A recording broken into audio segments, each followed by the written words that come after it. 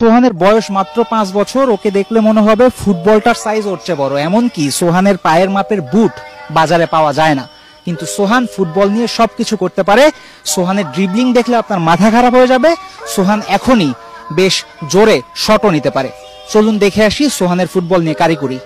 সোহানের সবচেয়ে বড় গুণ ওর ড্রিবলিং করার ক্ষমতা। বল যেন ওর পায়ে গ্লু দিয়ে আটকানো থাকে। বল নিয়ে সে করে নানা রকম কারিকুরি, আর এই গুণের কারণেই এলাকায় সে এখন সেলিব্রিটি। ডেলি সকালে নামাজ পড়া আমি খেলা শিখাই, আমার দোকানের সামনে আমি খেলা শিখাই।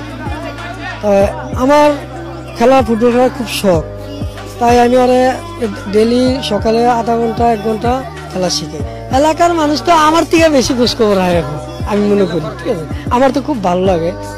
ওর খুব ভালো ভালো স্কিল আছে, আমাদের সাথে সুন্দর মতো কাটায়।